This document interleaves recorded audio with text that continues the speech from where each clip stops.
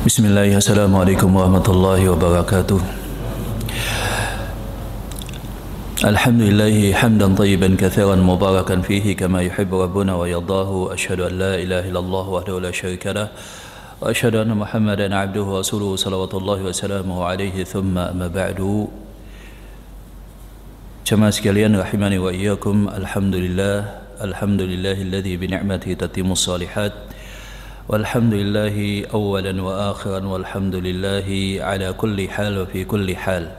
Jemaah sekalian rahimani wa iyyakum jami'an, walhamdulillah, segala puji bagi Allah Subhanahu wa taala yang kembali menghidupkan kita setelah sebelumnya mewafatkan kita, dan segala puji bagi Allah Subhanahu wa taala yang membangunkan kita dalam keadaan sehat wal afiat, dalam keadaan aman walhamdulillah, dalam keadaan tercukupi makanan dengan izin Allah Subhanahu wa taala, di mana Rasulullah sallallahu alaihi wasallam beliau bersabda, "Man asbaha minkum aminan fi sirbihi mu'afan fi jasadihi lahu qutu yaumih faka'annama hizat lahu dunya wa ma fiha."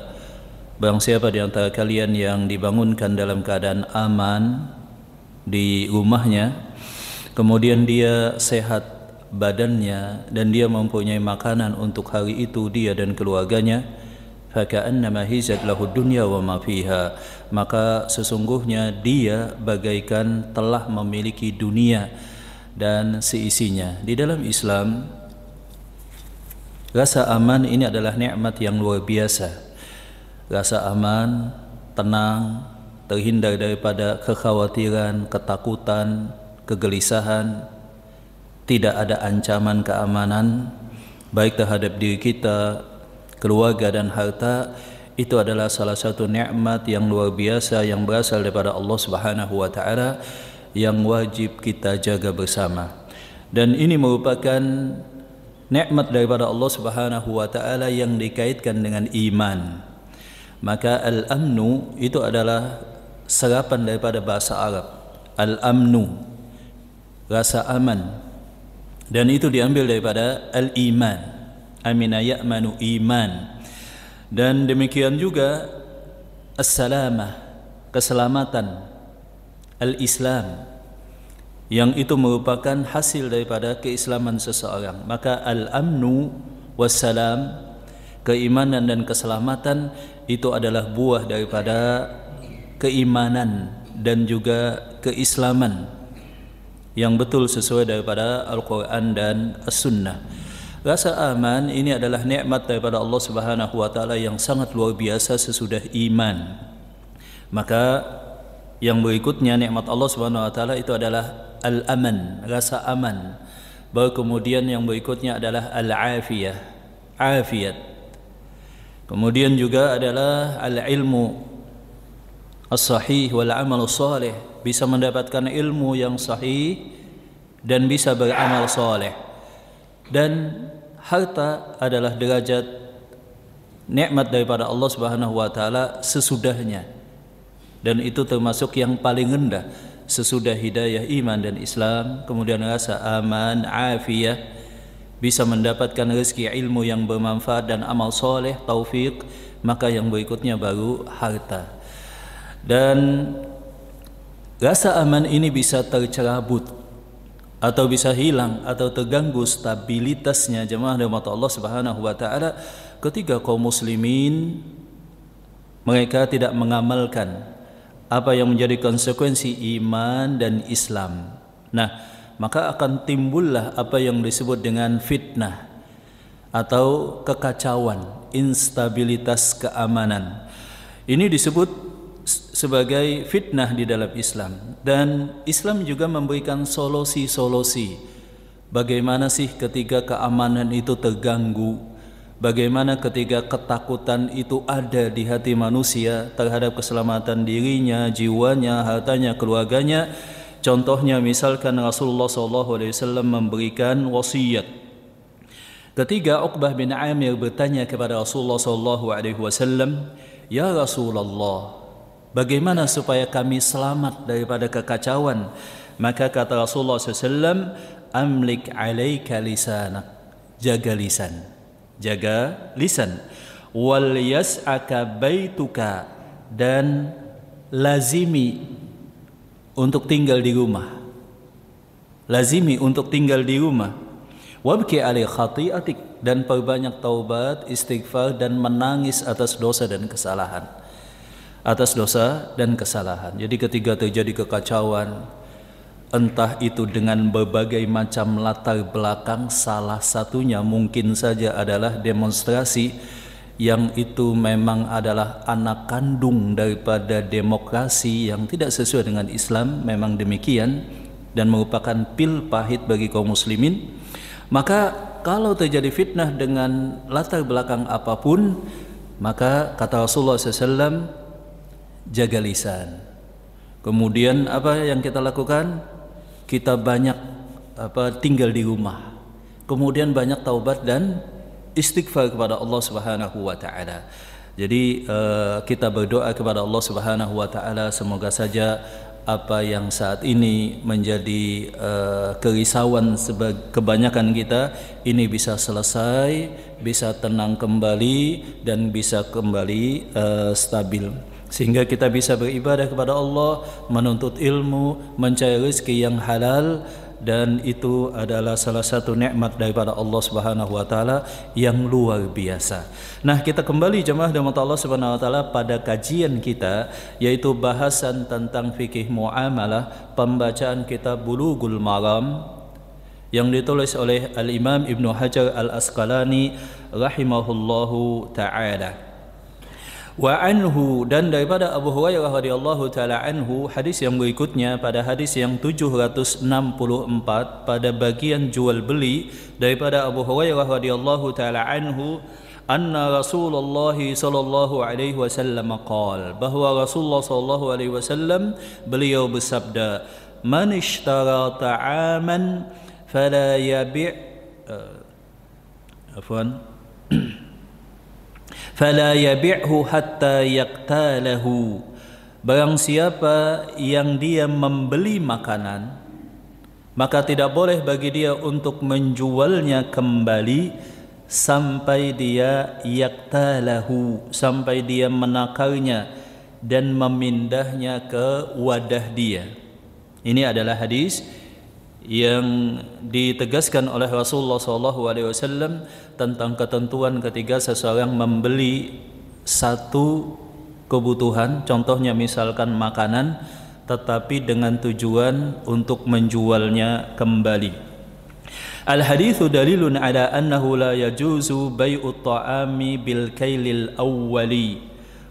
Hadis ini menunjukkan bahwa seseorang tidak boleh menjual sesuatu, terutama makanan, ketika dia membeli sampai dia memindah ke takaran dia, Wa yu'ayyidu hadithu Jabir, dan hadis yang semisal juga diriwayatkan daripada Jabir bin Abdullah, di mana Rasulullah SAW naha an bai'it ta'ami hatta yajri fihi sa'ani sa'al ba'i'i wa sa'al mushtari, di mana Rasulullah SAW melarang penjual dan pembeli untuk melakukan satu transaksi di mana tujuan si pembeli adalah untuk dijual kembali sampai dipindahkan daripada wadah si penjual ke wadah si pembeli. Dan hadis yang serupa juga kita temukan di mana Rasulullah SAW bersabda bahwa beliau melarang para pedagang untuk membeli makanan sampai mereka telah mengangkat ke hewan tunggangan mereka, kemudian pindah, baru kemudian mereka boleh menjual kembali. Atau hadis yang lain di mana Rasulullah SAW naha, beliau melarang jual beli makanan hatta yastawfiyahu, sampai selesai diterima kemudian dipindahkan oleh si pembeli. Atau hadis yang semisal dengan kalimat hatta yaqbidahu, sampai terjadi al-qabad atau serah terima. Hadis ini menunjukkan jemaah rahmat Allah Subhanahu wa taala satu kesimpulan ketentuan dalam jual beli, bahwa seseorang yang membeli tidak boleh menjual di tempat di mana dia membeli sampai dia melakukan serah terima, kemudian lebih amannya dia pindah dari tempat di mana dia membeli baru dia diberikan keleluasaan dan kebolehan untuk menjual kembali, seperti itu.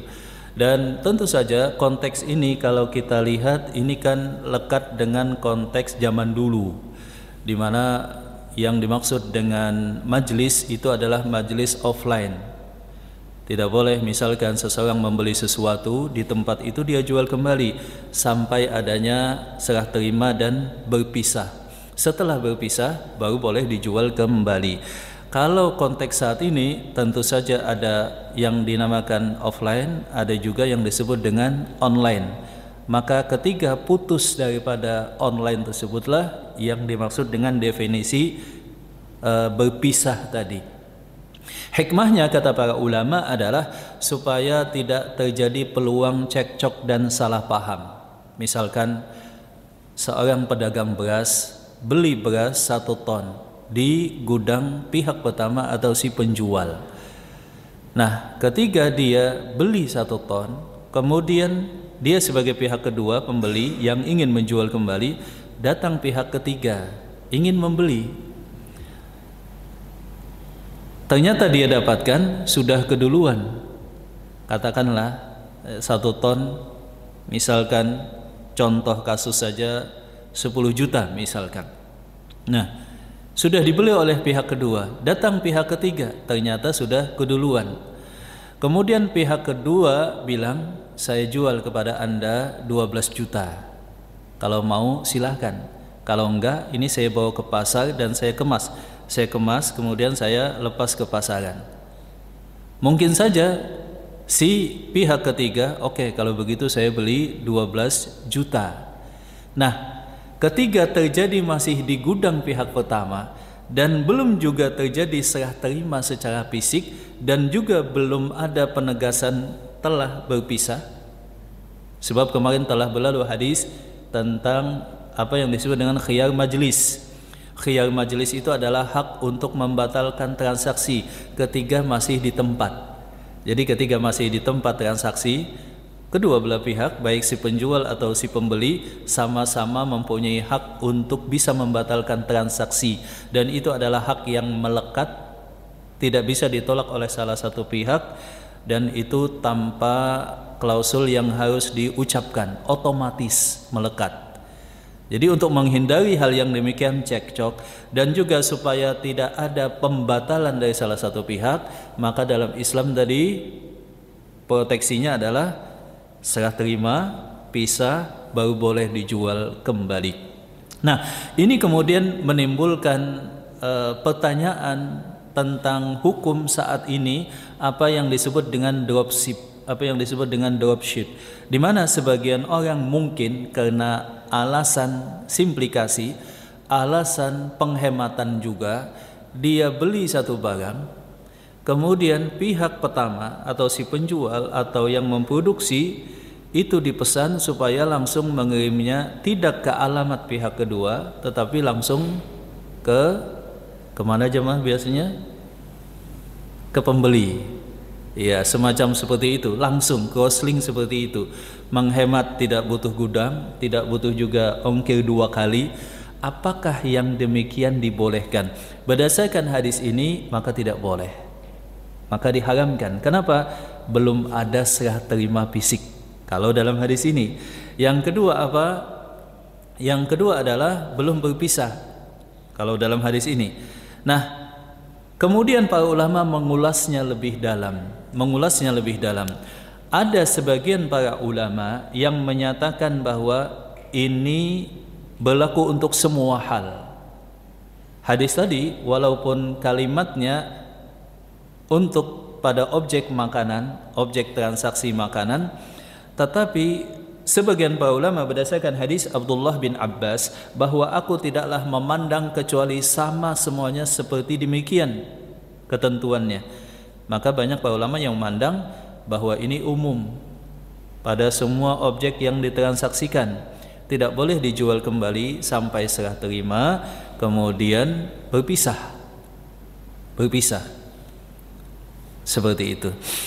Adapun pendapat yang kedua menyatakan bahwa hadis ini secara spesifik menyebutkan pada makanan, maka konteksnya berarti pada makanan. atau kalaupun ditambahkan pada konteks jual beli benda-benda atau komoditas ribawi. Komoditas ribawi salah satunya kan jikalau itu adalah pertukaran mata uang, jikalau uang dengan emas, dengan perak, makanan dengan makanan ditransaksikan. Dan ini dulu telah kita bahas tentang 6 komoditas ribawi yang wajib dilakukan secara tunai, Nah, ada juga pendapat sebagian para ulama yang menyatakan bahwa hal yang demikian diperbolehkan. Jikalau hal yang menjadi kekhawatiran tadi, adanya sengketa, adanya klaim dari pihak pertama dia nggak jadi jual, itu telah dihilangkan dan telah aman. Seperti itu.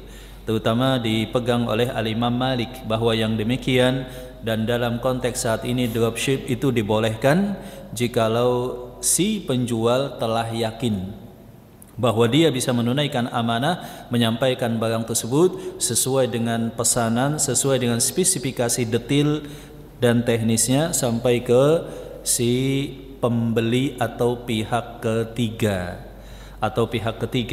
Dan ini lebih memudahkan bagi kaum muslimin, sebab kan akan sangat repot ketika kita beli sesuatu, kita sebagai pedagang online misalkan beli sesuatu sampai ke kita dulu, baru setelah itu kita kirim lagi ke pembeli. Kalau satu kota masih mending, ya kan, tapi kalau beda kota ada 2 kali ongkos kirimnya, dan itu lumayan. Seperti itu jemaah dirahmati Allah Subhanahu wa taala. Tetapi ini khusus kata para ulama jikalau telah dipastikan spesifikasi daripada barang tersebut. Jadi kadang-kadang kan jual beli online itu tidak jelas foto sama kenyataan. Baik itu dimensinya, baik itu sifatnya, dan banyak orang terkadang tertipu ketika beli online. Dianggap dimensinya seperti ini, ternyata sangat kecil.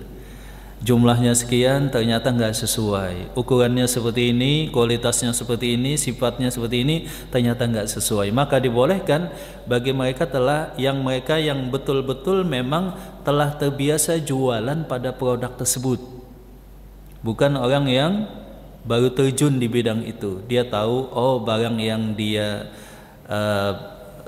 dagangkan dengan cara dropship tadi adalah barangnya seperti ini. Dia telah melihatnya, dia juga tahu betul dan dia yakin telah terjalin juga kepercayaan dengan pihak pertama dan semuanya telah jelas. Maka yang demikian wallahu taala alam bisawab, saya lebih memilih pendapat ulama yang menyatakan bahwa dropship seperti itu diperbolehkan kecuali pada komoditas ribawi. Wallahu taala alam bisawab. Na'am. Kemudian yang selanjutnya jemaah dirahmati Allah Subhanahu wa taala, kita lanjutkan pembahasan hadisnya pada hadis yang selanjutnya, hadis 765, di mana Rasulullah sallallahu alaihi wasallam wa anhu, dan daripada Abu Hurairah radhiyallahu taala anhu, naha Rasulullah sallallahu alaihi wasallam an bai'ataini fi bai'ah, di mana Rasulullah sallallahu alaihi wasallam beliau melarang 2 harga dalam satu transaksi jual beli. Beliau melarang 2 harga atau 2 transaksi dalam satu transaksi, atau 2 harga dalam satu transaksi, atau 2 transaksi dalam satu transaksi. Sebagian diterjemahkan demikian: Man ba'a bai'ataini fi bai'ah falahu awkasuhuma aw riba. Ada beberapa penafsiran para ulama tentang 2 transaksi dalam satu akad. Kalau bahasa teksnya, bahasa Arabnya adalah bai'ataini fi bai'ah, 2 transaksi dalam satu transaksi. Sebagian menerjemahkan 2 harga dalam satu transaksi. Sebagian menerjemahkan dengan 2 transaksi dalam satu akad. Dan rujukannya sama kata para ulama, tinggal bagaimana makna, penjelasan maknanya itu para ulama berbeda pendapat. Pendapat yang pertama, yang dilarang adalah ta'yinu, menentukan harga jual kalau kontan sekian, dan kalau kredit sekian. Jadi ketika seseorang menjual, seorang pedagang menjual, kalau kontan sekian, kalau kredit sekian. Misalkan kalau kontan 100.000, kalau kredit menjadi 150.000. Kemudian keduanya berpisah tanpa ada kejelasan mana yang menjadi kesepakatan. Seperti itu. Jadi yang dimaksud adalah ini. Dan sebagian mungkin salah paham bahwa yang dimaksud adalah diharamkannya jual beli kredit, bahwa jual beli kredit wajib sama dengan jual beli cash atau tunai, dan ini adalah kesalahpahaman. Para ulama menyebutkan jual beli kredit tidak masalah dan itu dibolehkan. Telah berlalu penjelasan saya bahwa transaksi itu dibolehkan jikalau barang yang ditransaksikan ada, harganya juga ada dari si pembeli, terjadilah transaksi tunai. Dibolehkan juga jikalau harganya ada dari si pembeli, barangnya belum ada, harga tadi diberikan secara tunai atas asas kepercayaan, dan si penjual menjamin pada tanggal dan tempat yang ditentukan akan ada serah terima, maka ini jual beli salam, ini juga dibolehkan. Atau dibolehkan juga harganya ada, harganya tidak ada, tidak mampu si pembeli, tapi si penjual mempunyai barang, maka harganya akan dicicil. Ini jual beli kredit, ini juga dibolehkan. Salah satunya ada tunai di depan boleh. Yang nggak boleh adalah kompensasi harganya nggak ada dari si pembeli, barang yang akan dijual juga tidak ada dari si penjual. Kata si pembeli, saya beli ya, tapi uangnya nanti. Kata si penjual, iya saya jual, tapi barangnya juga nanti. Nah, itu yang tidak diperbolehkan. Adapun jual beli kredit adalah kebalikan daripada jual beli salam tadi. Kalau salam itu kan uang tunai di depan, barangnya nyusul belakangan, dengan spesifikasi yang disepakati, tanggal penyerahan, demikian juga tempatnya. Itu namanya jual beli salam. Jadi jamaah, terbuka peluang sebetulnya bagi kita untuk masuk pada jual beli tanpa modal. Salah satunya adalah untuk distribusi dan penjualan komoditas, terutama komoditas alam atau apapun itu, jikalau kita telah mempunyai pengalaman di bidang itu. Contohnya misalkan untuk distribusi atau suplai beras atau berbagai macam rempah atau yang semacamnya, ketika kita telah mengilmui dan pengalaman di bidang itu, sehingga yang kita tawarkan adalah komitmen untuk serah terima dengan sifat yang telah dijelaskan secara detail, dan syaratnya harga di depan 100% tunai. Itu namanya jual beli apa tadi jemaah? Jual beli salam. Jual beli salam. Nah, jual beli salam sebagaimana telah sering saya sebutkan, kena uang di depan dan modalnya dari si penjual apa tadi? Pengalaman dan kepercayaan. Itu modal juga. Modal kan nggak mesti uang. Kena uang di depan, maka konsekuensinya biasanya posisi tawar yang lebih kuat dari si pembeli. Maka jual beli salam adalah keuntungan si pembeli mendapatkan suplai apa yang dia butuhkan dengan harga yang lebih murah. Nah, kebalikannya jual beli kredit adalah jual beli di mana barangnya duluan, tapi uangnya belakangan. Resiko ditanggung oleh si penjual. Kasihan kalau yang pertama tadi kan oleh si pembeli. Kemudian uangnya juga belakangan. Uangnya juga belakangan. Maka posisi tawar yang lebih kuat ada biasanya pada si penjual. Otomatis rasionalnya adalah harga jual beli kredit itu lebih mahal. Seperti itu jemaah dirahmati Allah Subhanahu wa taala. Maka hadis ini bukan tentang jual beli kredit, walaupun ada sebagian kecil para ulama yang berpendapat demikian.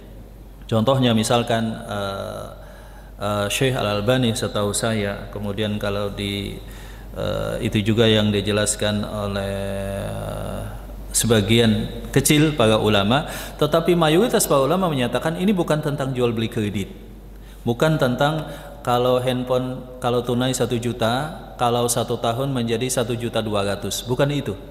Yang dimaksud kata para ulama adalah kalau handphone ini tunai 1 juta, kalau kredit 1.200.000, kemudian keduanya berpisah tanpa ada kejelasan mana yang dia pilih, tunaikah ataukah kredit. Kalau dia sudah memilih salah satunya, maka tidak ada masalah sama sekali. Tidak ada masalah sama sekali.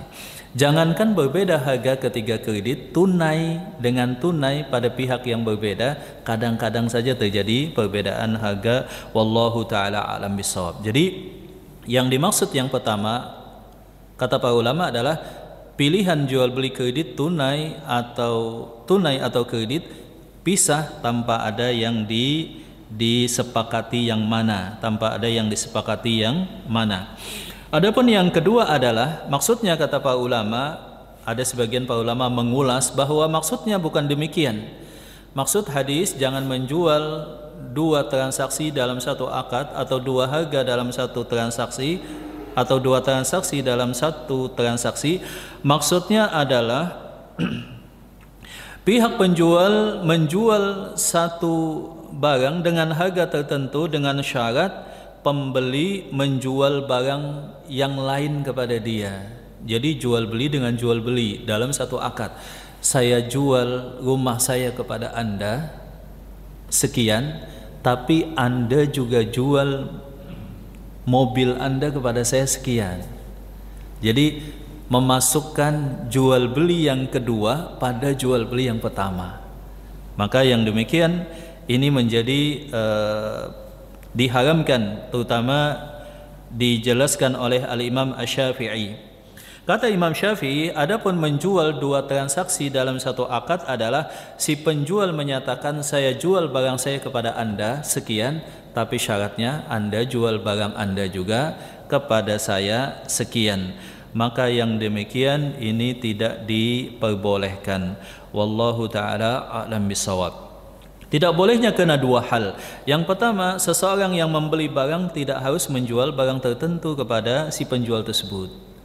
Jadi transaksi itu satu hal yang terpisah, tidak diikat menjadi satu kesatuan. Saya jual rumah saya kepada Anda, ya itu selesai. Adapun masalah mobil, itu kesepakatan atau deal yang kedua, negosiasi yang kedua.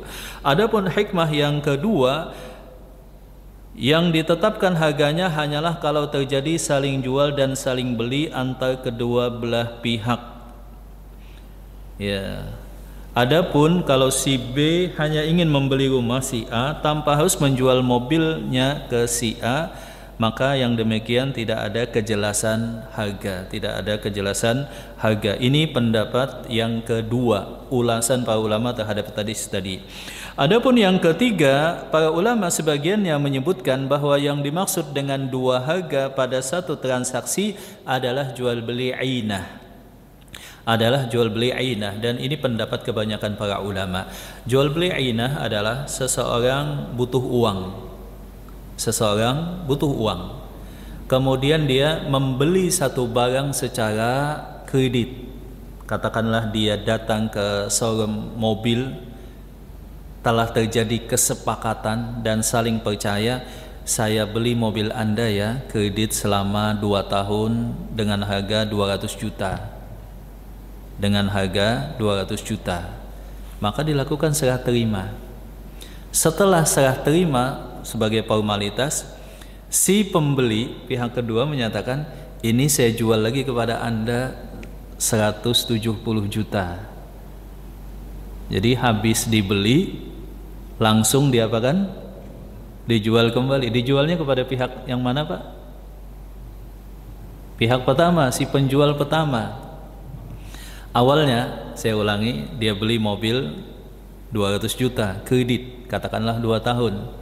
Habis dia beli, dia jual lagi sih ke pihak pertama, katakanlah dengan harga 170 juta. Nah, ini disebut dengan jual beli ainah. Disebut dengan jual beli apa tadi? Ainah. Dan ini hukumnya diharamkan. Sebab ini adalah hilah atau modifikasi atau semacam pengelabuan hukum. Sebab yang diinginkan oleh pihak kedua, si pembeli, itu bukan mobilnya. Apa yang dia inginkan? Uangnya, fresh money tadi. Dia ingin dapat uang 170 juta cash daripada dia minjam misalkan. Ada tambahan, ada bunga, ada akad bagi hasil kepemilikan usaha. Lebih baik dia demikian. Beli mobil 200 juta, jual lagi langsung 170 juta. Dia dapat uang. Seperti itu, dia dapat uang. Lalu kenapa si penjual menyetujui? Apa sih keuntungan penjual? Ada yang tahu jamaah? Kenapa si penjual menyetujui? Pertama, mungkin saja modal mobil tersebut 170 juta. Dijual berapa tadi? 200. Sudah untung berapa? 30 juta. Habis itu dibeli lagi. Habis itu apa tadi? Dia jual 200 juta. Habis itu dia beli lagi 70. Katakanlah modal dia 160 juta. Dijual 200 juta, untung 40 juta. Habis itu dia beli lagi 170 juta. Berapa keuntungan dia? 30 tambah 10 ya. Ya, dia dapat untung juga. Masing-masing pihak mendapatkan solusi win-win. Yang satu dapat uang modal karena dia BO mungkin butuh uang. Si penjual juga tetap dapat untung. Nah, ini disebut dengan jual beli ainah dengan dua ciri khas atau dua karakteristik. Yang pertama, terjadi transaksi kredit. Kemudian yang kedua, si pembelinya menjual kembali. Dan yang ketiga, menjualnya kepada si penjual pertama. Ini disebut dengan jual beli ainah. Boleh yang demikian kalau si pembeli membelinya sama atau lebih mahal. Kan nggak mungkin, nggak ada untung kalau demikian. Seperti itu. Maka ini yang disebutkan oleh para ulama sebagai makna daripada hadis tadi. Nggak boleh dua transaksi dalam satu akad atau dua harga dalam satu akad. Adapun makna yang keempat, sebagian para ulama menjelaskan bahwa maksudnya adalah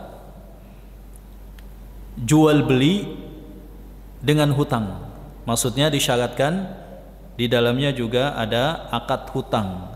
Di dalamnya ada akad hutang, wallahu taala a'lam bissawab. Jadi misalkan saya beli barang Anda tapi syaratnya saya ngutang uang misalkan atau yang semacam demikian, maka yang demikian tidak diperbolehkan. Dan inilah definisi para ulama tentang jual beli dua transaksi dalam satu harga, wallahu taala a'lam bishawab. Nah, berkebalikan dengan jual beli ainah tadi adalah kasus garansi tentang buyback. Jadi misalkan seseorang menjual satu objek, ini saya jual kepada Anda 1 juta ya, kemudian 1 tahun lagi akan saya beli kalau Anda ingin menjual. Seperti itu. Kalau dia katakan ini saya jual kepada Anda 1 juta, 1 tahun lagi kita sepakati ini saya beli 1.200.000, itu jelas riba jamaah. Kenapa? Transaksi hanya sekedar kamuflase. Dan itu kebalikan daripada jual beli apa tadi? Ainah. Tapi kalau dia katakan ini saya jual 1 juta, kalau 1 tahun lagi Anda jual ke saya, itu adalah pilihan Anda. Anda bisa memiliki barang ini seterusnya, atau Anda butuh uang, silahkan jual kembali ke saya. Maka ulama sepakat dibolehkan. Yang memicu perdebatan adalah ini Anda beli, setelah 1 tahun lagi Anda ingin menjual tetapi tidak diikat, Anda berdasarkan pilihan Anda, kondisi Anda ingin menjual kembali, saya akan membeli di atas harga Anda membeli. Seperti itu. Nah, yang demikian karena tidak diikat, artinya si pembeli bebas mau jual kembali mau enggak, maka sebagian membolehkan. Dan untuk keluar daripada khilaf, yang lebih aman adalah kedua belah pihak berada pada kondisi bebas. Anda beli handphone saya 1 juta, 1 tahun lagi kalau Anda mau menjual dan saya lapang bisa membeli kembali buyback, maka saya beli dengan harga lebih mahal. Tetapi ini tidak diikat dalam satu komitmen. Itu sepakat para ulama boleh. Tapi kalau diikat komitmen dari si penjual, maka yang demikian sebetulnya diperbolehkan juga. Ketiga, itu tidak dimodifikasi sebagai dan dimaksudkan sebagai penghalalan terhadap riba, wallahu taala a'lam bissawab. Jadi si pembeli bebas. Yang lebih aman adalah pembeli atau si penjual nggak ada komitmen, tapi kemudian di masa akan datang terjadi buyback, maka itu satu hal yang berbeda, wallahu taala a'lam bissawab. Biasanya toko emas gitu Pak ya. Toko emas itu kan biasanya barang yang sudah dibeli kalau dijual kembali di toko dia dengan komitmen harga yang lebih tinggi daripada toko yang lainnya, garansi untuk buyback, wallahu taala a'lam bissawab. Sampai di sini jemaah pembahasan kita. Tadi yang pertama muqaddimahnya, semoga saja kita berdoa ya kondisi stabil, aman kembali, tenang. Dan memang para ulama karena melihat bahwa demonstrasi itu sejatinya tidak ada di dalam Islam, penyampaian aspirasi bukan dengan cara demikian, maka banyak para ulama kemudian ketika melihat dampak-dampaknya, para ulama mengharamkannya. Para ulama mengharamkannya. Kita sendiri sebagai orang tua misalkan mempunyai anak yang sedang kuliah katakanlah di pulau lain, sebagai anak apakah kita lebih condong nak ikut saja demonstrasi? Itu bagus nak, itu memperjuangkan hak dan aspirasi. Ataukah kita ingin nak kalau ada demonstrasi jangan ikut, fokus saja untuk kuliah dan menuntut ilmu, keselamatan itu sangat penting. Kira-kira yang mana Pak? Yang kedua. Nah, tapi sebagian orang senang dengan demonstrasi seperti itu. Padahal di dalam Islam yang ada adalah nasihat, yang adalah menyampaikan aspirasi secara damai. Tetapi memang aspirasi ketika tersumbat, sebagian orang kan pengennya itu diperhatikan, harus ada pemantik, dan ini yang berbahaya. Yang ini berbahaya sekali di dalam Islam. Maka para ulama kemudian mengharamkan demonstrasi, wallahu taala a'lam bissawab. Sampai di sini jamaah mungkin ada pertanyaan, silahkan. Tentang jual beli apa tadi, dua harga atau dua transaksi dalam satu akad. Silahkan jamaah, mungkin ada pertanyaan. Ini hari kerja Pak ya? Hari kerja dan sekolah ya?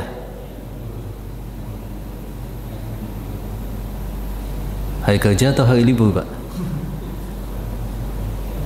Ya ada yang bilang libur Ustadz karena ada demo. Nah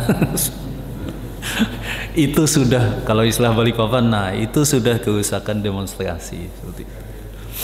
Silahkan, mungkin ada pertanyaan. Silahkan Pak.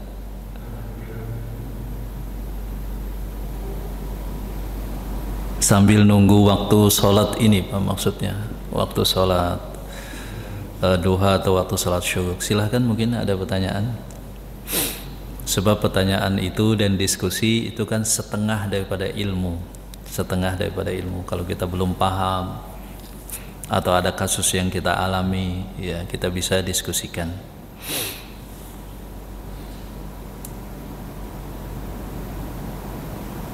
Dan kalau kita lihat memang dalam Islam itu ditekankan pedagang, seorang muslim sebelum terjun pada perdagangan jual beli, dia nuntut ilmu dulu.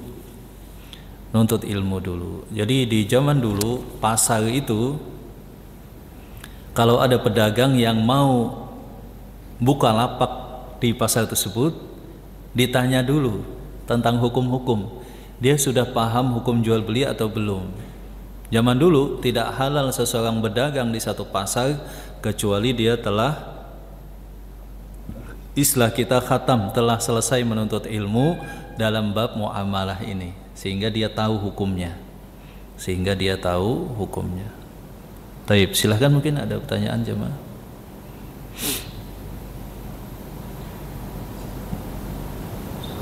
Ya, silahkan Pak. Mana? Oh ya, silahkan. Waalaikumsalam warahmatullahi wabarakatuh.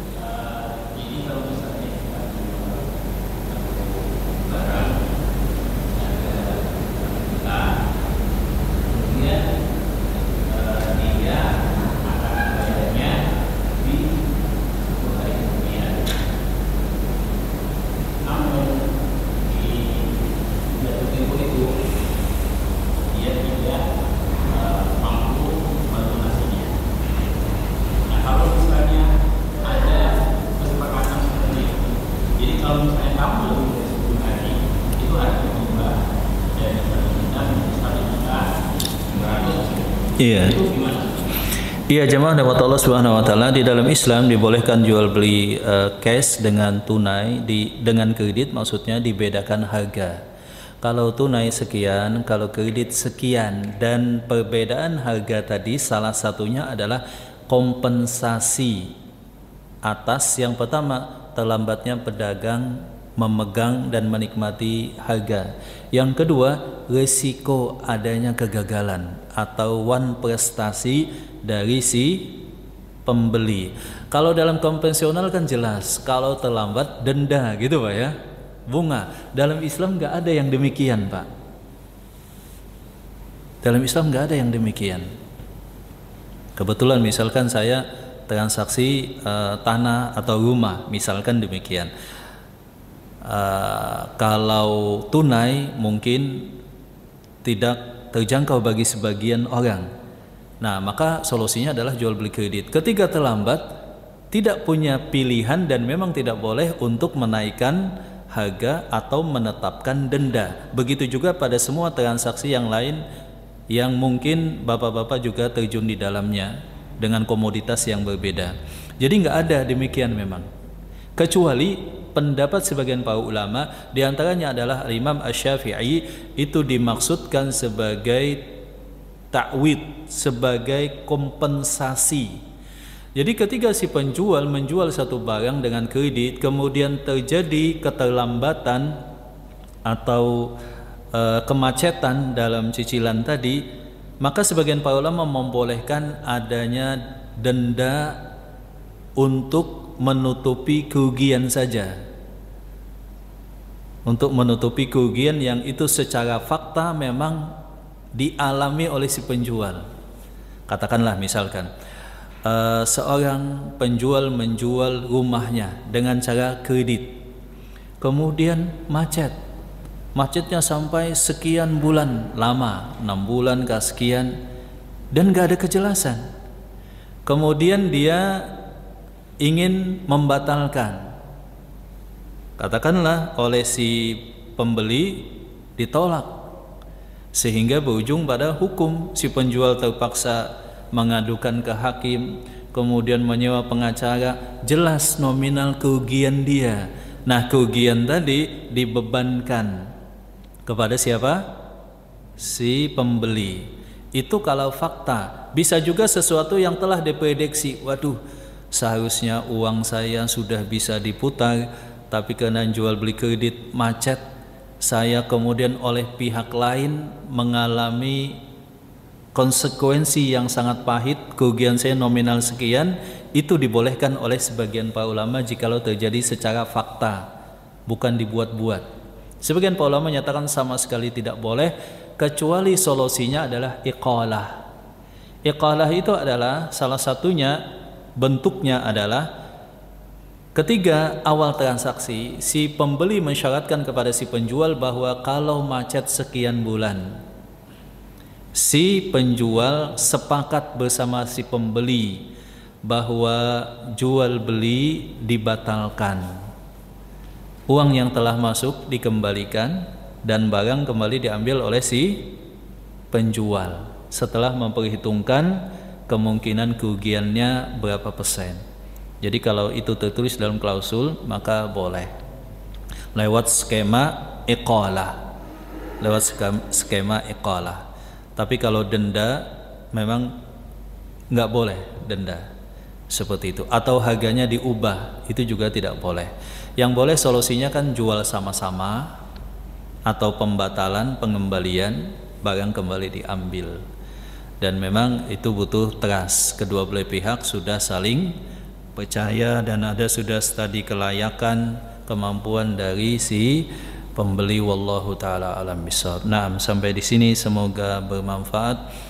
Barakallahu fikum. Semoga kaum muslimin ya diberikan rasa aman, demikian juga termasuk saudara kita di Palestina, kemudian di berbagai belahan dunia yang lainnya. Dan semoga saja kaum muslimin kembali menerapkan dan komitmen pada Al-Quran dan As-Sunnah dan tidak mengikuti jalan-jalan yang telah dilakukan oleh kaum kufar atau sistem yang di luar daripada Islam. Barakallahu fikum. Aqulu qawli hadza wa astaghfirullah. Alhamdulillahirabbil alamin. Assalamualaikum warahmatullahi wabarakatuh.